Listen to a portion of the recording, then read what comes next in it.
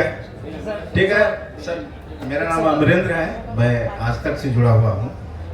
मेरा कोई सवाल नहीं है, इसलिए सवाल नहीं है कि पहले तो पक्ष से सवाल होता था, अब विपक्ष से सवाल होता है। न तो अब पक्ष है न विपक्ष है, इसलिए मेरी एक राय है।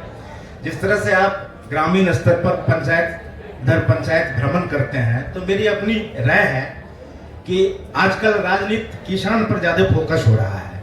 तो क्यों नहीं जन सुराज जो है, जिस तरह से पूरे देश में चैम्बर ऑफ कॉमर्स है, उसी तरह से पंचायत स्तर पर हम चैम्बर ऑफ फार्मर्स का भी गठन करें, बाद में स्टेट लेवल पर करें, ताकि ये सुनिश्चित हो अगर बीज का कीमत चैम्बर ऑफ कॉमर्स तय करे तो फिर अनाज का कीमत चैम्बर ऑफ फार्मर्स तय करेगा। एक ये मेरा सुझाव है।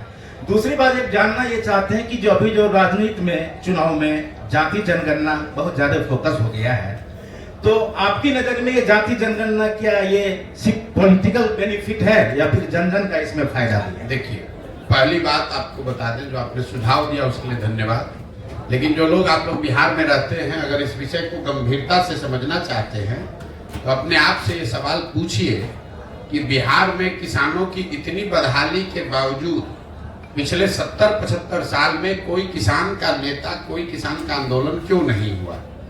इसलिए नहीं हुआ कि बिहार में किसानों की संख्या, विशुद्ध किसानों की संख्या बहुत कम है। जो लोग किसान हैं, जो जमीन के मालिक हैं, वो खेती किसानी नहीं कर रहे हैं, वो रेंट पर अपनी जमीन को दे रहे हैं। उनको किसानों के मुद्दों से बहुत सरोकार नहीं है। उनको जो बटाई का पैसा मिलता है वो एक तरीके से लैंड के ओनर हैं जो उससे रेंट लेते हैं, और जो आदमी एक्चुअली में किसानी कर रहा है वो किसान वो भी नहीं है, क्योंकि उसकी जमीन नहीं है, वो मजदूर है, वो रेंट पर लेकर जमीन पर खेती कर रहा है। बिहार में 95% जो किसान है वो 2 बीघा से कम का मालिक है। तो उसकी जो खेती है वो खाने वाली खेती है, कमाने वाली खेती नहीं है। गांव देहात में आप सुनते होंगे लोग कहते हैं कि भैया रोपनी करने आए हैं, कटिया करने आए हैं, कमाने के लिए इसके बाद लुधियाना जाएंगे, पंजाब जाएंगे, कोयम्बटूर जाएंगे। क्यों ऐसा लोग कहते हैं? क्योंकि खेती यहाँ के लोगों की समझ में, नजर में खाने का जरिया है, अपने और अपने बच्चों के लिए खाने की सुनिश्चितता हो जाए। खेती आमदनी का जरिया बिहार के लोगों के लिए नहीं है। इस बात की गंभीरता और इसकी गहराई को आप समझिएगा, गहराई में जाकर तब आपको पता चलेगा कि बिहार में इतना बड़ा इकोनॉमी रूरल और एग्रीकल्चर आधारित होने के बाद भी यहाँ आज तक सहकारिता के क्षेत्र में कुछ काम नहीं हुआ, आज तक यहाँ पर फार्मर्स एसोसिएशंस नहीं बने, आज तक यहाँ किसानों के लिए कोई बीज और फसल के बेचने की व्यवस्था सरकारी या गैर सरकारी नहीं बनाई गई, और किसान यहाँ हर साल अपने फसल को 30-40% कम दाम पर बेचकर भी आंदोलित क्यों नहीं होता है? अभी आप देख रहे हैं कि देश में किसानों का आंदोलन चल रहा है। वो कौन किसान है?